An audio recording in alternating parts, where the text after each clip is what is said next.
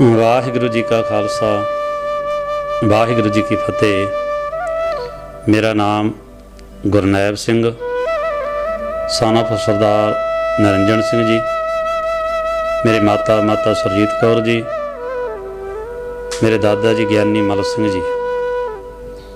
मेरा जन्म 15/8/66 पिंड पक्खो कलां दे विच एक गरीब परिवार दे विच मेरा जन्म होया। माता पिता ने जो मजदूरी करते सन उन्होंने मैनू पाल पलोस के वड्डा किया। हर एक माँ प्यो की आस होंदी अपने बेटे ते पुत्र ते परिवार ते कि वह साडा जिहड़ा है भविख दे विच साडा सहारा बनेगा। लाडा दे नाल पालदे है। सो मैनू भी मेरे माता पिता जी ने बड़े चावां दे नाल, असीं तीन भरा हाँ ते तीन भाई, जिन्हां विच सारिਆਂ विच मैं छोटा और बड़ा ही लाड करदे सन मैनू। जिमें जिमें मेरे बचपन दे विच उतरा चढ़ा आउंदा गया, मैं वड्डा होया, बचपन तो लंघिया, दोस्तां मित्रां दे नाल खेलना पढ़ना। पिंड दे विच एक पिंड विच रह के असीं इस जिंदगी का जिहड़ा सफ़र बसर कर रहे सी। सो मेरे दादा जी ज्ञानी मल सिंह जी जो धार्मिक विरती वाले सन, वो भी एक ग्रंथी की जिहड़ी सेवा उन्हां समय दे विच बतौर ग्रंथी सिंह सन, जिन्हां ने मैं छोटे ਜਿਹੇ ਹੁੰਦੇ ने वेख्या सी कि साडे घर दे विच सतगुरु धन धन साहिब श्री गुरु ग्रंथ साहिब जी महाराज जी के दो स्वरूप उन्होंने रखे हुए सन। जिमें जिमें सतगुरां ने सानू मत बख्शी, सोझी बख्शी, असी वड्डे हुंदे गए। सानू सतगुरां दे सत्कार प्रति, सेवा प्रति सानू विच लाउणा, दर्शन कराउणे। इस तरह जिहड़ा फिर बाद विच असी ये सोचिया कि धन धन साहिब श्री गुरु ग्रंथ साहिब जी महाराज एक विशेष थां ते गुरुद्वारा साहब होने चाहिए ने। असी परिवार ने सारे ने ये सारा कुछ मन बना के धन धन साहिब श्री गुरु ग्रंथ साहिब के पावन स्वरूप आप असी गुरुद्वारा साहब सुशोभित करके आए। सो इस तरह सेवा निभाते गए। छोटा जिहा हुंदा सी मैनू घर दे विच साडे बजुर्ग सी, साडे जिहड़े इलाके दे विच वो सारे बजुर्ग, उदों कोई कीर्तनीय नहीं सी हुंदा, वो मैनू नाल ले जांदे ते असीं घरां दे विच कई वार तां ना घरां दे विच कीर्तन करदे सी। जां सवेरे आसा जी दी वार दे कीर्तन हुंदे, जिहदे घरे भी पाठ सहज पाठ प्रकाश हुंदे सी। आसा जी दी वार दे कीर्तन वो भोग दे वाले दिन जरूर करवाउंदे सी। तो उसे लड़ी तहत असीं वो बजुर्ग सी जिहड़े बाबा मेहर सिंह, बाबा मित सिंह, बाबा हजूर सिंह जी, ये तग्यानी मल सिंह जी, ये बजुर्ग सन पूरे सोटी ते तुरदे हुंदे ते मैनू ढोलक फड़ा देना। मैं थोड़ा बहुता बचपन तो मेरी जिहड़ी रुचि सी इधर धार्मिक कमां वाल वधी हुई सी। मैं बचपन तो ही कदे पीपी दी ढोलकी बना लेनी जां उदां किसी चीज़ का बाजा जा बना लेना। इस तरह मैं खेडदा हुंदा, छोटा हुंदा जिवें बच्चे खेडदे खेडां। इस तरह मैनू जो घरों लै जांदे, असीं किसी घर दे विच जाके, भावें किसी का घर हुंदा, 2:30 बजे दे नाल जाके असीं उन्हां दा बूहा खड़का दिंदे सी ते फिर असीं आसा जी दी वार दा कीर्तन उन्हां दे घरों उन्हां नूं उठाउणा, उन्हां ने चाह पानी बनाउणा। एक दिन ऐसे भी कई बार होया साडे नाल। अगे हुंदे सी सारे पिंड दे विच कच्चे घर हुंदे सी ते विहियां दे विच आम तौर ते जिहड़ी मिट्टी रला के रखी हुंदी सी, किहनूं सी घाण कहिंदे हुंदे सी। कई बार सानूं हनेरे दे विच दिसदा ना, क्योंकि बजुर्गां दी तां निगाह ही कमज़ोर हुंदी सी ते दास जिहड़ा छोटा जिहा बच्चा हुंदा सी, मेरे मोढे ढोलक पाई हुंदी ते सानूं कई वारी दिसदा ना सी, मिट्टी दे विच ही वड़ जाना, सारे कपड़े जिहड़े खराब हो जाने, फिर जाके धोने। इदां चलो सतगुरां ने वो सेवा निभांदे रहे किवें ना किवें करके। इस तरह इस लड़ी दे विच परोए गए सी। साडे ਪਿੰਡ ਦੇ ਪੱਖੋ ਕਲਾਂ ਦੇ ਵੱਡਾ ਗੁਰਦੁਆਰਾ ਸਾਹਿਬ ਦੇ ਹੈੱਡ ਗ੍ਰੰਥੀ ਬਾਬਾ ਗੁਰਬਚਨ ਸਿੰਘ ਜੀ ਦਾਸ, ਫਿਰ ਉਹਨਾਂ ਦੇ ਸੰਪਰਕ ਵਿੱਚ ਆਇਆ। ਉਹਨਾਂ ਤੋਂ ਅਸੀਂ ਧਾਰਮਿਕ ਵਿੱਦਿਆ ਸੰਥਿਆ ਪ੍ਰਾਪਤ ਕੀਤੀ। ਕੁਝ ਕੁ ਸੁਰਾਂ ਬਾਜੇ ਦੀਆਂ ਉਹਨਾਂ ਨੇ ਮੈਨੂੰ ਦੱਸੀਆਂ। ਇਸ ਤਰ੍ਹਾਂ ਜਿਹੜਾ ਸਾਡਾ ਧਾਰਮਿਕ ਜੀਵਨ ਅੱਗੇ ਆਰੰਭ ਹੋਇਆ। ਘਰ ਦੇ ਵਿੱਚ ਗਰੀਬੀ ਬਹੁਤ ਸੀ। ਮਾਤਾ ਪਿਤਾ ਨੇ ਆਪ ਮਿਹਨਤ ਕਰਨੀ, ਆਪ ਦਿਹਾੜੀ ਜਾਂਦੇ ਜਾਂ ਕਿਸੇ ਦੀ ਜ਼ਮੀਨ ਹਿੱਸੇ ਠੇਕੇ ਤੇ ਲੈ ਕੇ ਹਿੱਸੇ ਤੇ ਬੀਜਦੇ, ਠੇਕਾ ਤੇ ਹੁੰਦਾ ਹੀ ਨਹੀਂ ਸੀ। ਉਹਨਾਂ ਦੇ ਨਾਲ ਹੱਥ ਵਟਾਉਣਾ, ਤੇ ਉਹ ਦਿਨ ਮੇਰੇ ਜਦੋਂ ਅੱਜ ਯਾਦ ਆ ਜਾਂਦੇ ਹੈ, ਮੈਨੂੰ ਜਿਹੜਾ ਸਮਾਂ ਬੜਾ ਚੰਗਾ ਵੀ ਲੱਗਦਾ ਸੀ, ਤੇ ਉਹ ਜਿਹੜਾ ਸਮਾਂ ਹੰਢਾਇਆ ਸੀ ਅੱਜ ਸਾਨੂੰ ਚੇਤੇ ਕਰਕੇ ਬੜਾ ਦੁੱਖ ਜਿਹਾ ਵੀ ਮਹਿਸੂਸ ਹੁੰਦਾ ਹੈ। ਦਾਸ ਨੇ ਸਰਕਾਰੀ ਹਾਈ ਸਕੂਲ ਦੇ ਵਿੱਚੋਂ ਪੱਖੋ ਕਲਾਂ ਦੇ ਵਿੱਚੋਂ ਵਿੱਦਿਆ ਪ੍ਰਾਪਤ ਕੀਤੀ, ਜਿਹਦੇ ਵਿੱਚ ਬੜੀਆਂ ਸਾਨੂੰ ਔਕੜਾਂ ਵੀ ਆਉਂਦੀਆਂ ਰਹੀਆਂ, ਕਿਉਂਕਿ ਗਰੀਬੀ ਸੀ। ਇਸ ਤਰ੍ਹਾਂ ਦੇ ਇੱਕ ਵਾਰ ਸਾਡੀ ਜਦੋਂ 5ਵੀਂ ਦੇ ਵਿੱਚ ਫੋਟੋ ਹੋਈ, ਕਲਾਸ ਦੀ ਫੋਟੋ ਹੋਣੀ ਸੀ, ਮੈਂ ਨਹੀਂ ਕਈ ਬੱਚੇ ਹੋਰ ਵੀ ਇੱਦਾਂ ਦੇ ਸਨ ਜਿਨ੍ਹਾਂ ਦੇ ਪਾਟੇ ਹੋਏ ਕੱਪੜੇ ਹੁੰਦੇ ਸਨ। ਔਰ ਮੇਰੇ ਯਾਦ ਆ ਉਹ ਦਿਨ ਜਦੋਂ ਸਾਨੂੰ ਉਹਨਾਂ ਅਧਿਆਪਕਾਂ ਨੇ ਇਹ ਕਹਿ ਦੇਣਾ ਕਿ ਇਹਨਾਂ ਪਾਟੇ ਹੋਏ ਕੱਪੜਿਆਂ ਦੇ ਉੱਪਰ ਹੱਥ ਰੱਖ ਲਵੋ। ਅਸੀਂ ਮੇਰੇ ਕੋਲ ਫੋਟੋਆਂ ਪਈਆਂ ਨੇ। ਸੋ ਸਾਡੇ ਇਸ ਤਰ੍ਹਾਂ ਉਹ ਜਿੱਥੇ ਮੋਢੇ ਪਾਟੇ ਹੋਏ, ਇਸ ਤਰ੍ਹਾਂ ਸਾਡੇ ਹੱਥ ਰੱਖੇ ਹੋਏ ਨੇ, ਉਹਨਾਂ ਨੂੰ ਟਾਕੀਆਂ ਨੂੰ ਲੁਕੋਇਆ ਹੋਇਆ ਸੀ। ਸੋ ਇਹ ਜਿਹੇ ਹਾਲਾਤਾਂ ਵਿੱਚੋਂ ਅਸੀਂ ਲੰਘਦੇ ਗਏ। ਮਾਤਾ ਪਿਤਾ ਦਾ ਇੱਕ ਸੁਪਨਾ ਹੁੰਦਾ ਹੈ, ਹਰ ਇੱਕ ਮਨੁੱਖ ਦਾ ਇੱਕ ਸੁਪਨਾ ਹੁੰਦਾ ਹੈ, ਮੈਂ ਕਿਸੇ ਚੰਗੇ ਮੁਕਾਮ ਤੇ ਪਹੁੰਚ ਕੇ ਚੰਗੇ ਕਿਸੇ ਸਰਕਾਰੀ ਨੌਕਰੀ ਤੇ ਲੱਗਾ। ਬੜੀਆਂ ਅਸੀਂ ਕੋਸ਼ਿਸ਼ਾਂ ਕੀਤੀਆਂ। ਮੈਂ ਮੈਟ੍ਰਿਕ 83-84 ਦੇ ਵਿੱਚ ਮੈਂ ਮੈਟ੍ਰਿਕ 10ਵੀਂ ਪਾਸ ਕਰ ਲਈ ਸੀ। 84 ਦਾ ਦੌਰ ਚੱਲਿਆ। ਪਹਿਲਾਂ ਤੋਂ ਅਸੀਂ ਕੇਸਾਧਾਰੀ ਹਾਂ, ਪਰਿਵਾਰ ਸਾਰਾ ਹੀ ਗੁਰਸਿੱਖ ਹੈ, ਕੇਸ ਰੱਖੇ ਹੋਏ ਸਨ। ਉਹ ਦੌਰ ਦੇ ਵਿੱਚ ਵੀ ਸਾਨੂੰ ਜੋ ਵਿਚਰਨਾ ਪਿਆ, ਉਹਦੀ ਕੁਝ ਮਾਰ ਸਾਡੇ ਤੇ ਪਈ ਵੀ ਬਹੁਤ ਵਾਰੀ। ਇਸੇ ਕਰਕੇ ਕਿ ਤੂੰ ਇਸ ਤਰ੍ਹਾਂ ਹੈ ਜਿਹੜਾ ਕੇਸਾਧਾਰੀ ਹੈ ਜਾਂ ਗੋਲ ਪਰਨਾ ਬੰਨ੍ਹਦਾ ਹੈ। ਇਸ ਕਰਕੇ ਮੈਨੂੰ ਕਈ ਵਾਰ ਉਹਨਾਂ ਜਿਹੜੀਆਂ ਪਰਿਸਥਿਤੀਆਂ ਵਿੱਚ ਦੀ ਗੁਜ਼ਰਨਾ ਪਿਆ। ਸਾਡੇ ਇਲਾਕੇ ਦਾ ਇੱਕ SHO ਸੀ ਜਿਹੜਾ ਗੋਲ ਪਰਨੇ ਨੂੰ ਉਹਨੂੰ ਬੜਾ ਦੁੱਖ ਲੱਗਦਾ ਸੀ। ਮੈਂ ਖੇਤੋਂ ਆ ਰਿਹਾ ਸੀ, ਦਿਹਾੜੀ ਕਰਕੇ ਆ ਰਿਹਾ ਸੀ, ਸ਼ਾਮਾਂ ਦਾ ਟਾਈਮ ਸੀ, ਉਹ ਬੈਠਾ ਸੀ ਅੱਡੇ ਤੇ। ਮੈਂ ਉਸੇ ਤਰ੍ਹਾਂ ਲੰਘਣ ਲੱਗਿਆ ਤੇ ਮੈਨੂੰ ਰੋਕ ਲਿਆ। ਇਹ ਆਖਿਆ ਕਿ ਤੂੰ ਗੋਲ ਪਰਨ ਕਿਉਂ ਬੰਨ੍ਹਿਆ? ਤੇ ਮੈਂ ਆਪਣੇ ਸੁਭਾਅ ਦੇ ਮੁਤਾਬਕ, ਸਾਡਾ ਵਿਰਸਾ ਹੈ, ਸਾਡੇ ਮਾਤਾ ਪਿਤਾ ਦੇ ਸੰਸਕਾਰ ਨੇ, ਸਾਡੇ ਧਰਮ ਦੇ ਸੰਸਕਾਰ ਨੇ, ਪਰ ਮੇਰੀ ਕੋਈ ਨਾ ਸੁਣੀ ਗਈ। ਮੈਨੂੰ ਉੱਥੇ ਕੁੱਟਿਆ ਗਿਆ ਤੇ ਮੇਰਾ ਪਰਨਾ ਲਾਹ ਦਿੱਤਾ ਗਿਆ। ਉਦੋਂ ਕੋਈ ਸੁਣਦਾ ਨਹੀਂ ਸੀ। ਬਾਰ-ਬਾਰ ਇਹ ਸਾਨੂੰ ਇਸ ਤਰ੍ਹਾਂ ਦੇ ਹਾਲਾਤਾਂ ਦੇ ਵਿੱਚ ਦੀ ਵਿਚਰਨਾ ਪਿਆ। ਚਲੋ ਖੈਰ, ਇਸ ਜਿਹੜਾ ਸੰਘਰਸ਼ ਸੀ 84 ਦੇ ਵਿੱਚ ਵੀ ਦਰਬਾਰ ਸਾਹਿਬ ਤੇ ਅਟੈਕ ਹੋਣਾ, ਸਿੱਖਾਂ ਦੇ ਹਿਰਦੇ ਬਲੂੰਦਰੇ ਜਾਣੇ, ਉਦੋਂ ਅਸੀਂ ਜਵਾਨ ਸਾਂ। ਇਹ ਸਾਰਾ ਅਸੀਂ ਪਿੰਡੇ ਤੇ ਹੰਢਾਇਆ। ਬੜਾ ਕੁਝ ਹੈ ਜ਼ਿੰਦਗੀ ਦੇ ਵਿੱਚ ਕਹਿਣ ਵਾਲਾ। ਸੋ ਉਹਨਾਂ ਹਾਲਾਤਾਂ ਵਿੱਚ ਵੀ ਅਸੀਂ ਵਿਚਰੇ। ਹਰ ਇੱਕ ਮਾਤਾ ਪਿਤਾ ਦਾ ਇਹ ਸੁਪਨਾ ਵੀ ਹੁੰਦਾ ਹੈ, ਸਾਡਾ ਬੱਚਾ ਚੰਗੇ ਘਰ ਦੇ ਵਿੱਚ ਵਿਆਹ ਜਾਵੇ, ਚੰਗੀ ਨੂੰਹ ਆਵੇ। ਮੇਰੀ ਮੈਰਿਜ 1995 ਦੇ ਵਿੱਚ ਮੈਰਿਜ ਹੋਈ, ਔਰ ਇਹ ਤੋਂ ਪਹਿਲਾਂ ਮੈਂ ਸਿਲਾਈ ਦਾ ਕੰਮ ਵੀ ਸਿੱਖਿਆ ਹੋਇਆ ਸੀ। ਮੇਰੀ ਦੁਕਾਨ ਕੀਤੀ ਹੋਈ ਸੀ ਮੈਰਿਜ ਦੇ ਸਮੇਂ। ਘਰ ਦੀਆਂ ਜ਼ਿੰਮੇਵਾਰੀਆਂ, ਘਰ ਦੇ ਖਰਚ, ਇਹ ਸਾਰਾ ਵੱਧ ਚੁੱਕਿਆ ਸੀ।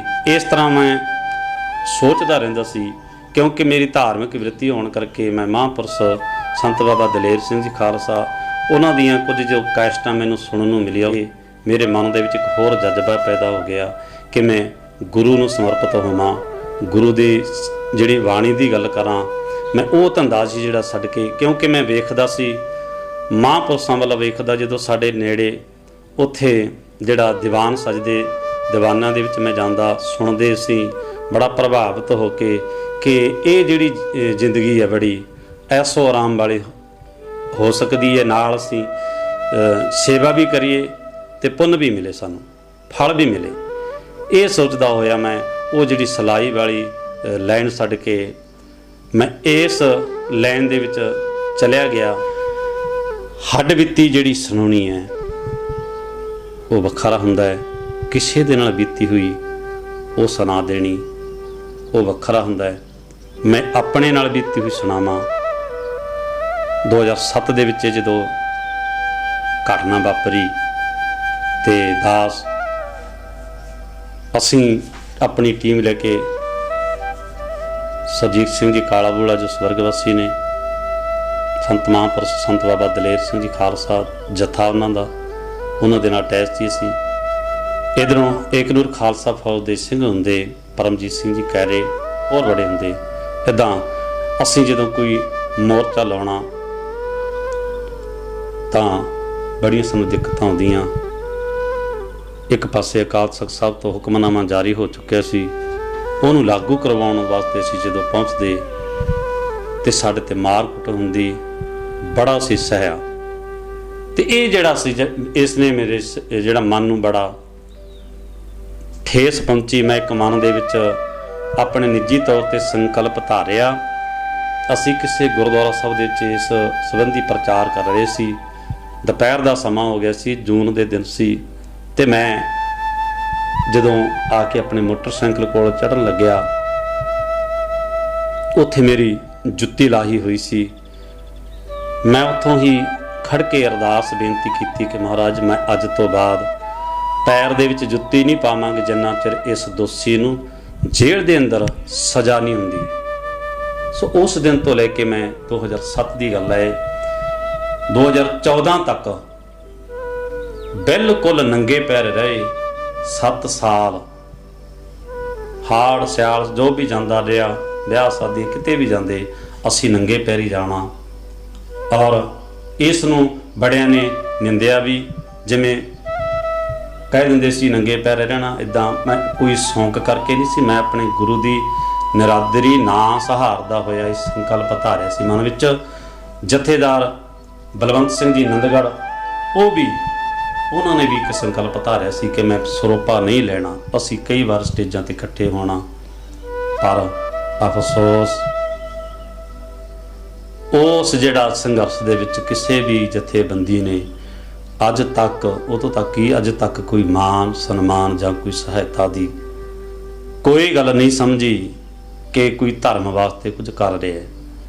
ਕਿਉਂਕਿ ਫਰੀਦਾ ਲੋਕਾਂ ਆਪੋ ਆਪਣੀ ਮੈਂ ਆਪਣੀ ਪਈ, ਸਾਰਿਆਂ ਨੂੰ ਆਪਣੀਆਂ ਲੀਡਰੀਆਂ ਦੀ ਪਈ ਸੀ, ਸਾਰਿਆਂ ਨੂੰ ਆਪਣੇ ਅਹੁਦਿਆਂ ਤੱਕ ਬਣੀ ਹੋਈ ਸੀ। ਗੁਰੂ ਦੇ ਨਾਲ ਪਿਆਰ ਕਰਨ ਵਾਲੇ ਬਿਰਲੇ ਹੀ ਸਨ ਜਿਹੜੇ ਅੱਜ ਵੀ ਉਸ ਮੁਕਾਮ ਤੇ ਖੜੇ ਹੈ, ਅੱਜ ਵੀ ਉਸ ਸਥਿਤੀ ਤੇ ਖੜੇ। ਸਗੋਂ ਸਾਨੂੰ ਉਸ ਦਾ ਜਿਹੜਾ ਰਿਜ਼ਲਟ ਮਿਲਿਆ, ਉਹ ਸਾਨੂੰ ਕੁਝ ਲੋਕ ਕੁਝ ਗੁਰਦੁਆਰਿਆਂ ਦੇ ਵਿੱਚ ਸਾਡੇ ਤੇ ਨਫ਼ਰਤ ਪੈਦਾ ਕਰਨ ਲੱਗ ਹੋ ਗਈ ਉਹਨਾਂ ਦੇ ਮਨਾਂ ਵਿੱਚ ਕਿ ਇਹ ਤਾਂ ਇਸ ਤਰ੍ਹਾਂ ਦੇ ਨੇ ਜੀ, ਇਹ ਤਾਂ ਐਂ ਕਰਦੇ ਨੇ ਜੀ, ਇਹ ਤਾਂ ਆਹ ਕਰਦੇ ਨੇ। ਅਸੀਂ ਉਹਨਾਂ ਨਫ਼ਰਤ ਦਾ ਸਾਹਮਣਾ ਕਰਨਾ ਪੈ ਰਿਹਾ ਸਾਨੂੰ। ਤੇ ਜਿਹੜੇ ਕਿਉਂਕਿ ਮੈਂ ਜਦੋਂ ਇਸ ਲਾਈਨ ਦੇ ਵਿੱਚ ਆਇਆ ਸੀ, ਮੈਂ ਇੱਕ ਸੇਵਾ ਸਮਝ ਕੇ ਆਇਆ ਸੀ, ਸੇਵਾ ਕਰਦੇ ਰਹਾਂਗੇ। ਪਰ ਜਿਹੜੇ ਲੋਕ ਇਹ ਕਹਿੰਦੇ ਨੇ ਕਿ ਨੌਕਰੀਆਂ ਕਰੋ ਗੁਰਦੁਆਰਿਆਂ ਦੇ ਵਿੱਚ, ਚੰਗੇ ਖਾਣ ਪੀਣ ਨੂੰ, ਚੰਗਾ ਪਹਿਨਣ ਨੂੰ, ਚਿੱਟੇ ਕੱਪੜੇ ਪਾਉਣ ਨੂੰ ਮਿਲਦੇ ਹੈ, ਮੈਂ ਇਹ ਦੱਸ ਦੇਵਾਂ ਕਿ ਜਿਹਨੇ ਡਿਊਟੀ ਕਰਨੀ ਹੈ ਨਾ, ਇੱਕ ਤਾਂ ਹੁੰਦਾ ਡਿਊਟੀ ਕਰਨੀ, ਇੱਕ ਹੁੰਦੀ ਹੈ ਚਾਪਲੂਸੀ ਕਰਨੀ। ਤੇ ਜਿਹੜੇ ਗ੍ਰੰਥੀ ਸਿੰਘ ਅੱਜ ਉਹਨਾਂ ਪ੍ਰਬੰਧਕਾਂ ਦੇ ਚਾਪਲੂਸੀ ਕਰਦੇ ਆ, ਉਹ 15-15 20 ਸਾਲਾਂ ਦੇ ਇੱਕ ਥਾਂ ਤੇ ਬੈਠੇ ਹੈ। ਚਾਪਲੂਸੀ ਕਰਨੀ ਤੇ ਡਿਊਟੀ ਕਰਨੀ ਦਾ, ਸੇਵਾ ਕਰਨ ਦਾ ਬੜਾ ਅੰਤਰ ਹੈ।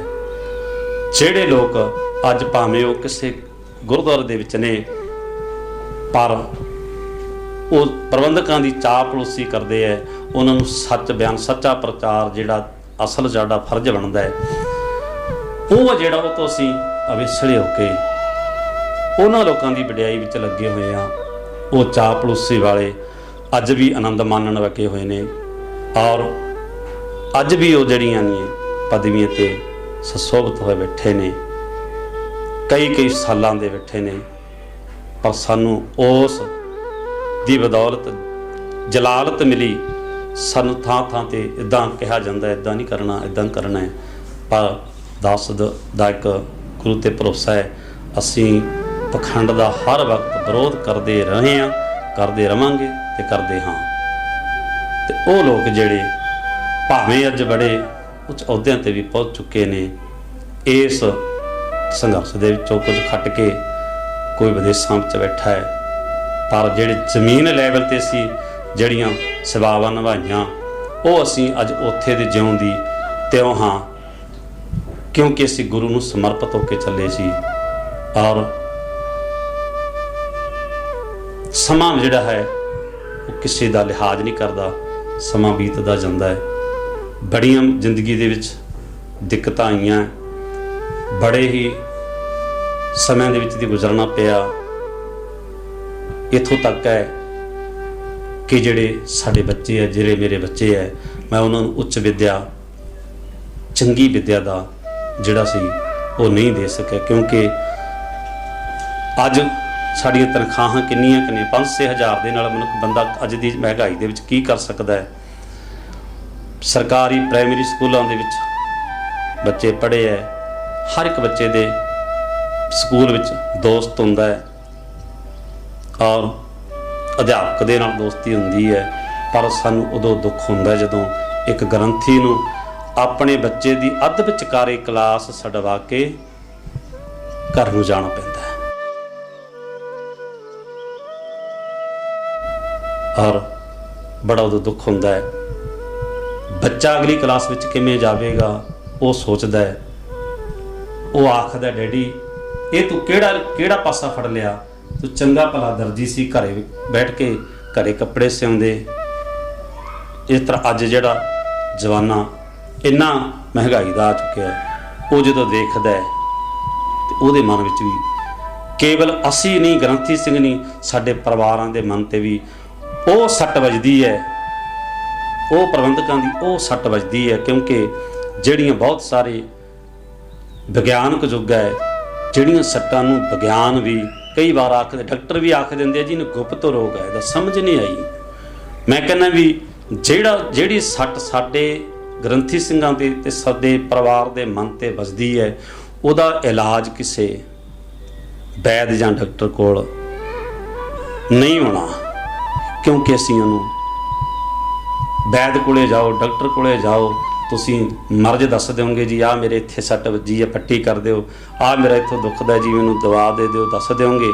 ਪਰ ਜਿਹੜੀਆਂ ਸਾਨੂੰ ਅੱਜ ਦੇ ਸਮੇਂ ਦੇ ਵਿੱਚ ਗ੍ਰੰਥੀ ਸਿੰਘਾਂ ਨੂੰ ਪ੍ਰਬੰਧਕੀ ਢਾਂਚੇ ਦੇ ਕੋਲੋਂ ਚੋਟਾਂ ਮਾਰੀਆਂ ਜਾਂਦੀਆਂ, ਜਲੀਲ ਕੀਤਾ ਜਾਂਦਾ ਹੈ, ਉਹ ਅਸੀਂ ਕਿਸੇ ਨੂੰ ਦੱਸ ਵੀ ਨਹੀਂ ਸਕਦੇ।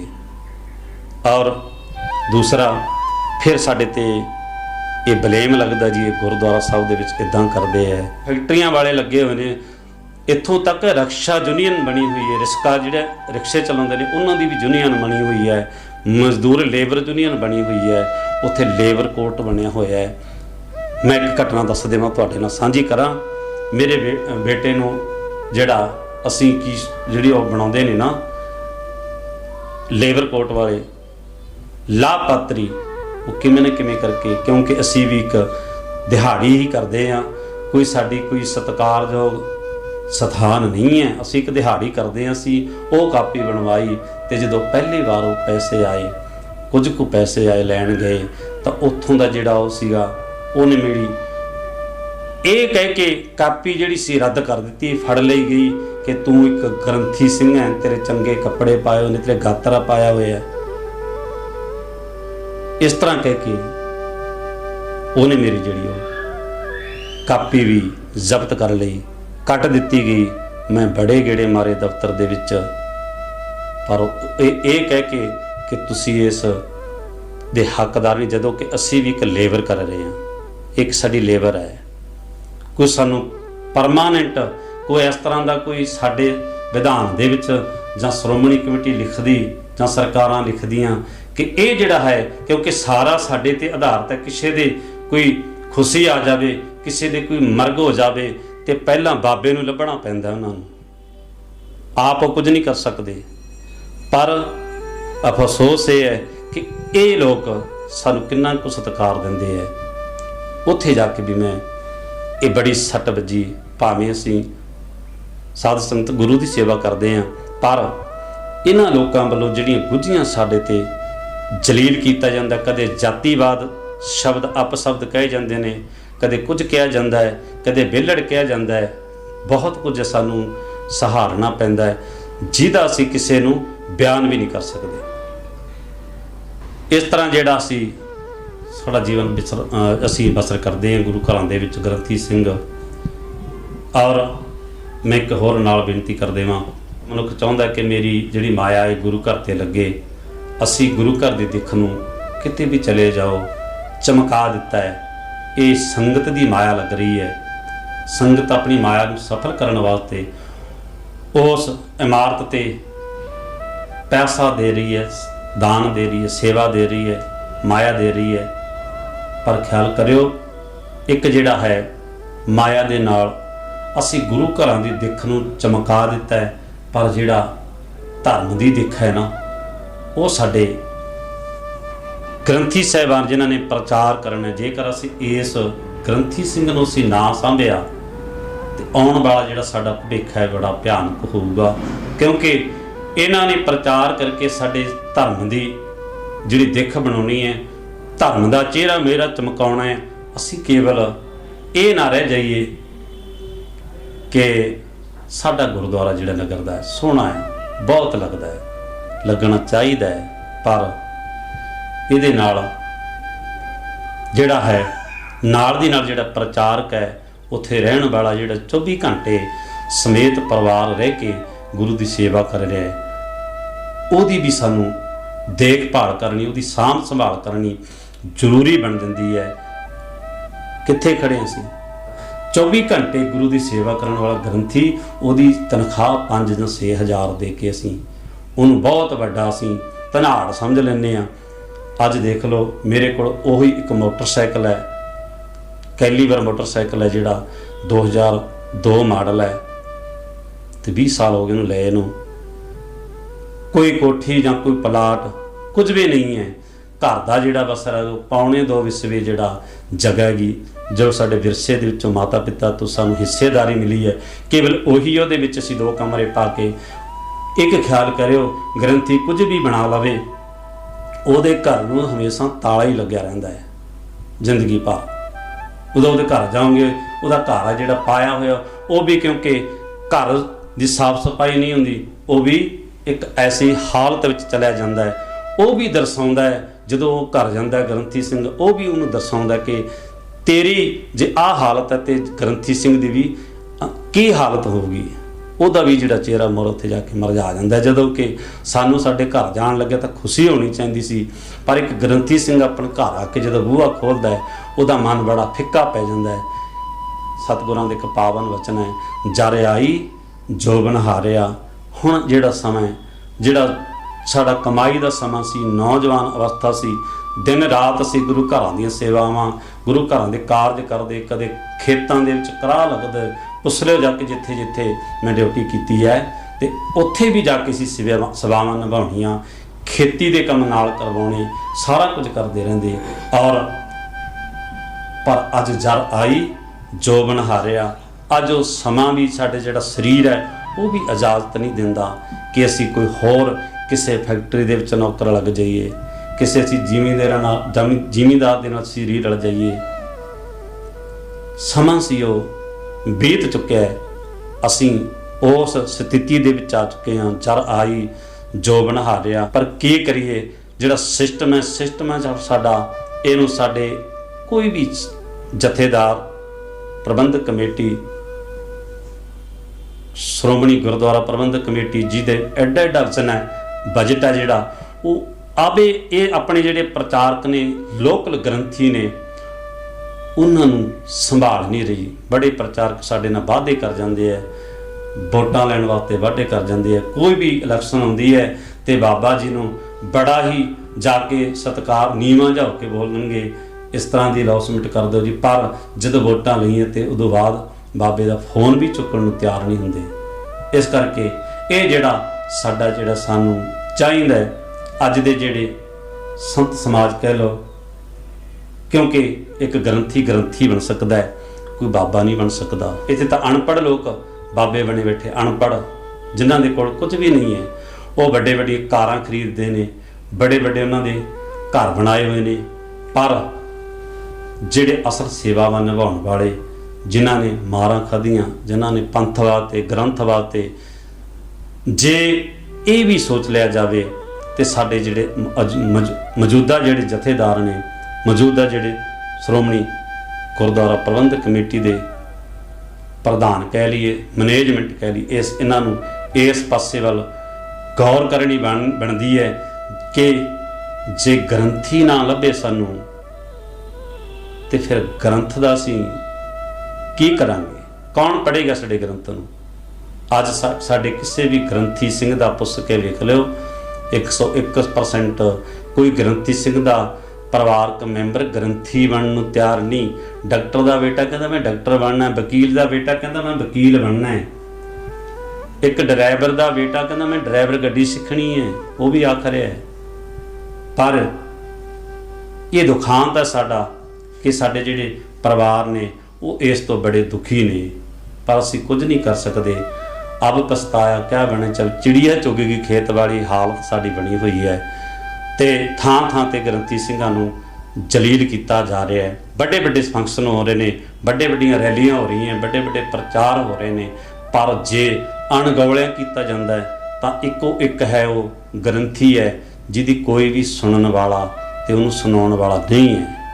ਇਹਦੇ ਵਿੱਚ ਅੰਤ ਦੇ ਵਿੱਚ ਮੈਂ ਬਹੁਤ ਬਹੁਤ ਧੰਨਵਾਦ ਕਰਦਾ ਕੈਰੇ ਲਾਈਵ ਨਿਊਜ਼ ਦਾ, ਜਿਨ੍ਹਾਂ ਦੇ ਸੰਪਾਦਕ ਭਾਈ ਸਾਹਿਬ ਭਾਈ ਪਰਮਜੀਤ ਸਿੰਘ ਜੀ ਕੈਰੇ, ਜੋ ਇਸ ਦੁੱਖ ਨੂੰ ਜਿਨ੍ਹਾਂ ਨੇ ਹੰਢਾਇਆ ਵੀ ਹੈ, ਔਰ ਜੋ ਕਿਸੇ ਇਸ ਸਾਡੇ ਗ੍ਰੰਥੀ ਸਿੰਘਾਂ ਦੀ ਜਿਹੜੀ ਦਰਦ ਭਰੀ ਕਹਾਣੀ ਨੂੰ ਦੁਨੀਆ ਦੇ ਵਿੱਚ ਦੱਸਣ ਵਾਸਤੇ ਦਾਸ ਨੂੰ ਆਪਣੇ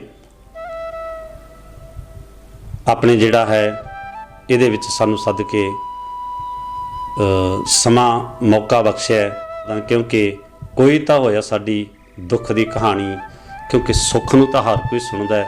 ਸੁੱਖ ਮੈਂ ਆਨ ਬਹੁਤ ਮਿਲ ਬੈਠਤ ਰਹਿਤ ਚਾਹੂੰ ਦਿਸ ਘੇਰੈ, ਬਿਪਤ ਭਰੀ ਸਭ ਹੀ ਸੰਗ ਸਾਟਤ ਕੋ ਨਾ ਆਵਤ ਨੇਰੈ। ਇਸ ਬਾਣੀ ਦਾ ਫਰਮਾਨ ਹੈ, ਕੋਈ ਤਾਂ ਹੈ ਜੋ ਸਾਡੇ ਇਸ ਦੁੱਖਾਂ ਭਰੀ ਕਹਾਣੀ ਨੂੰ ਸੁਣਨ ਵਾਸਤੇ ਤਿਆਰ ਬੈਠਾ। ਮੈਂ ਭਾਈ ਸਾਹਿਬ ਭਾਈ ਪਰਮਜੀਤ ਸਿੰਘ ਜੀ ਕੈਰੇ, ਉਹਨਾਂ ਦੀ ਸਮੁੱਚੀ ਟੀਮ ਦਾ ਔਰ ਬਹੁਤ ਬਹੁਤ ਦਿਲ ਦੀਆਂ ਗਹਿਰਾਈਆਂ ਦੇ ਵਿੱਚੋਂ ਜੋ ਧੰਨਵਾਦ ਕਰਦਾ ਹਾਂ, ਜਿਨ੍ਹਾਂ ਦੇ ਮਨ ਵਿੱਚ ਗ੍ਰੰਥੀ ਸਿੰਘਾਂ ਦਾ ਦਰਦ ਜਾਗਿਆ ਔਰ ਜੋ ਆਪ ਉਹ ਇਸ ਦੁੱਖ ਨੂੰ ਸਮਝਦੇ ਹੋਏ, ਇੱਕ ਦੁੱਖਾਂ ਭਰੀ ਕਹਾਣੀ ਨੂੰ ਸਮਝਦੇ ਹੋਏ ਆਪਣਾ ਫਰਜ਼ ਨਿਭਾ ਰਹੇ ਨੇ। ਔਰ ਇਹਨਾਂ ਸਾਰੇ ਜਿਹੜਾ ਗ੍ਰੰਥੀ ਸਿੰਘਾਂ ਦੇ ਅੱਜ ਦੇ ਹਾਲਾਤ ਬਣੇ ਨੇ, ਇਹਨਾਂ ਦਾ ਦੁਨੀਆ ਦੇ ਵਿੱਚ ਲੋਕਾਂ ਨੂੰ ਦੱਸਣ ਦਾ ਜਿਹੜਾ ਬੀੜਾ ਚੁੱਕਿਆ ਇਹਨਾਂ ਨੇ, ਮੈਂ ਵਿਸ਼ੇਸ਼ ਤੌਰ 'ਤੇ ਇਹਨਾਂ ਦਾ ਬਹੁਤ ਬਹੁਤ ਧੰਨਵਾਦ ਕਰਦਾ। ਵਾਹਿਗੁਰੂ ਜੀ ਕਾ ਖਾਲਸਾ, ਵਾਹਿਗੁਰੂ ਜੀ ਕੀ ਫਤਿਹ।